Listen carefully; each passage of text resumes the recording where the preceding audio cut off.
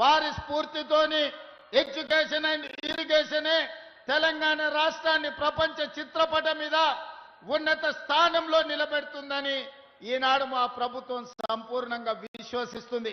దానికోసమే education improve చేయాలి, ప్రపంచ ఖనిజ సంపద మీద పరిశోధనలు జరగాలి. ఈ ప్రాంతంలో ఉన్న అపారమైన ఖనిజ సంపద సింగరేణి కావచ్చు, ఇతర ఖనిజ సంపదను గుర్తించాలి. సింగరేణి లాంటి సంస్థల్ని పెంపొందించాలి అనంటే ఎర్త్ యూనివర్సిటీ కొత్తగూడెంలో పెట్టాలి అని ఈనాడు మన ప్రభుత్వం నిర్ణయం తీసుకున్నది. ఇవాళ అందుకే మీకు మెడికల్ కాలేజీ ఇచ్చినా, మీ ప్రాంతంలో ఎడ్యుకేషన్కి సంబంధించి ప్రతి నియోజకవర్గానికి young India integrated residential schools ఇచ్చినా, మెడికల్ కాలేజ్ ఇచ్చినా, ఎడ్యుకేషన్కు సంబంధించి ప్రతి అవకాశాన్ని ఖమ్మం జిల్లా ప్రజలకు అందించాలన్న లక్ష్యంతో ముందుకు వెళ్తున్నాం. ఇదే కాదు, ఈ రెండు ఎక్కడ కూడా తెలంగాణలో రెండు నదీ జలాలు వచ్చేది చాలా తక్కువ. ఒక పక్కన కృష్ణా నది జలాలు, రెండో పక్కన గోదావరి జలాలతో ఖమ్మము బీళ్లు తడవాలి, ఖమ్మం జిల్లాలో పంటలు పండాలి, సిరులు కురవాలి అని మీ ప్రాంత ప్రాజెక్టులను పూర్తి చేయాలి అని మన ప్రభుత్వం నిర్ణయం తీసుకున్నది. సీతారామ ప్రాజెక్టునే కాదు, ఈ ఖమ్మం జిల్లాలో ఉన్న సాగునీటి ప్రాజెక్టులు 10 సంవత్సరాలు నిర్లక్ష్యానికి గురైనాయి, అవినీతికి లోనైనాయి. కేసీఆర్ ఇంట్లో కనుక వర్షం కురిపించినాయి తప్ప ఖమ్మం బీడు బొలాల మీద నీళ్లు పారలేదు. అందుకే ఈనాడు మిత్రులు బట్టి విక్రమార్క గారు ఆర్థిక మంత్రిగా, మిత్రులు పొంగులేటి శ్రీనివాసరెడ్డి గారు రెవెన్యూ మంత్రిగా, తుమ్మల నాగేశ్వరరావు గారు వ్యవసాయ శాఖ మంత్రిగా తెలంగాణ రాష్ట్ర ప్రభుత్వానికి నేను ముఖ్యమంత్రిగా ఉండొచ్చు. కానీ ఈ పాలనకు ఆయువు పట్టైన శాఖలన్నీ ఖమ్మం జిల్లాలోనే ఉన్నాయి. బట్టి విక్రమార్క గారు, తుమ్మల గారు, పొంగులేటి గారు అనుకుంటే ఈ ప్రభుత్వంలో జరగనిది ఏమీ లేదు.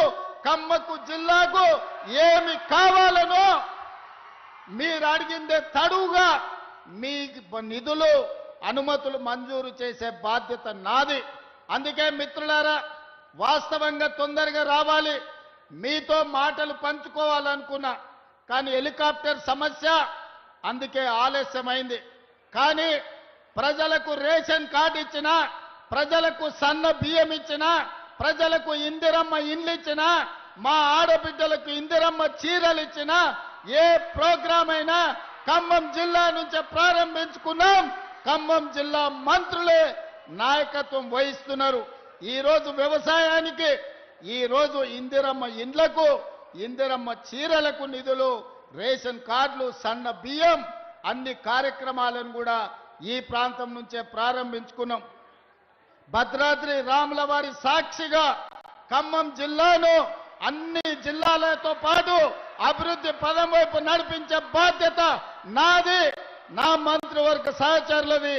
మీరందరూ ఏ విధంగా అయితే అండగా ఉండి ఆశీర్వదించినరో, 2 సంవత్సరాల క్రితం మీరు ఆశీర్వదించి ఓటేస్తే ఆ ఓటే ఆయుధంగా మారి ప్రజా పాలనను అందించి ఈ రోజు ప్రజలకు మంచి పరిపాలనను అందించడం. మంచి ప్రభుత్వం ఉంటే ప్రజలకు ఇందిరమ్మ ఇండ్లు వస్తాయి, ప్రజలకు సన్న బియ్యం వస్తాయి, ప్రజలకు ఉచిత కరెంటు వస్తుంది, ప్రజలకు రేషన్ కార్డులు వస్తాయి. మరి ప్రభుత్వం ఉన్నా సర్పంచులు మంచోళ్ళు ఉండాలి. మంచోడు సర్పంచ్ లేకపోతే, మంత్రులతో కలిసి పనిచేసేటోడు మీ ఊర్లో లేకపోతే, ఆపుకో ఫుల్లుకో మందుకో ఓటేస్తే గ్రామాలు దెబ్బతింటాయి. అందుకే ఇక్కడికొచ్చిన మిత్రులకు రాజకీయ కక్షలు మానండి, 10 సంవత్సరాలు అండగా నిలబడండి.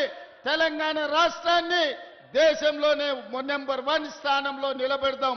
రాబోయే సర్పంచ్ ఎన్నికల్లో తుమ్మల గారితో, బట్టి గారితో, పొంగులేటి గారితో కలిసి రాష్ట్రాన్ని అభివృద్ధి చేసి గ్రామాలను అభివృద్ధి పదం వైపు నడిపించే వాళ్లను సర్పంచులుగా ఎన్నుకోవాల్సిందిగా మళ్ళీ వస్తా. పూర్తి స్థాయిలో చర్చించుకుందాం. మిమ్మల్ని అందరినీ కలుస్తా. సమయాభావం వల్ల మా వాళ్ళు చిట్టీలు ఇస్తున్నారు. హెలికాప్టర్ అర్జెంటుగా ఎగరాలి, ఢిల్లీకి వెళ్ళాలి.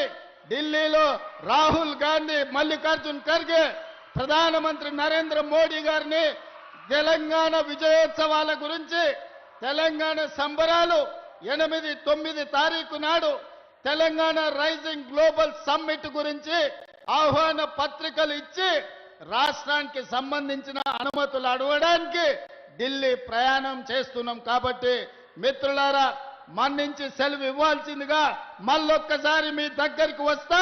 ఖమ్మం జిల్లాను చూసినప్పుడు నా గుండెల్లో సంతోషం ఉంటది.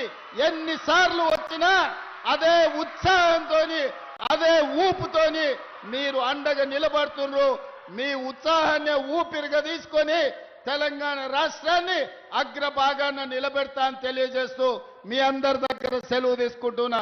ధన్యవాదాలు మిత్రులారా.